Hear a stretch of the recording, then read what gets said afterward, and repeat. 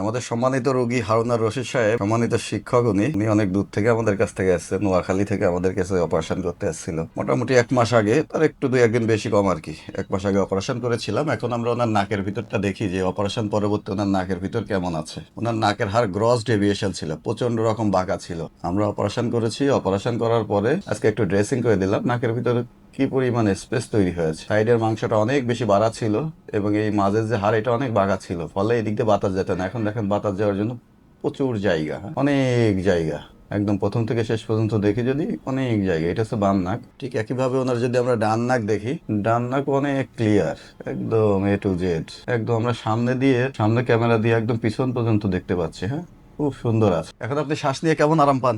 খুব ভালো স্যার। দুই খুব নাকি ভালো। দুই হ্যাঁ, নাকি দুই ক্লিয়ার? নাকি এখন ক্লিয়ার স্যার। হ্যাঁ, এখন আপনার নিঃশ্বাস নিতে খুব ভালো লাগে স্যার। আপনার শ্বাস নেওয়া রিলেটেড যে সমস্যাগুলো ছিল ইনশাল্লাহ ভবিষ্যতে আর কোনোদিনও হবে না। আপনি সারা জীবন ভালো থাকবেন। আর এই যে আমরা এখন যে একটা ওষুধ দিয়ে দিছি নাকে স্প্রে মতো ব্যবহার করার জন্য, এটা ব্যবহার করলে ওই যে আপনার নাকের ভিতর যে একটু ময়লা মতো আসে এটাও আসবে না, কেননা আজকে আমরা ড্রেসিং করে দিয়েছি, ফাইনাল ড্রেসিং। সারা জীবন আপনি ভালো থাকবেন, আমাদের জন্য দোয়া করবেন, ঠিক আছে? ইনশাআল্লাহ স্যার, দোয়া করি স্যার, আপনি একটু আমাদের জন্য দোয়া করবেন, রোগীদের জন্য সেবা করতে পারেন, এটাই মঙ্গল কামনা করি। থ্যাংক ইউ, আচ্ছা, থ্যাংক ইউ আসসালামু ভেরি আলাইকুম। মাচ। আসসালামু আলাইকুম স্যার। ওয়ালাইকুম আসসালাম।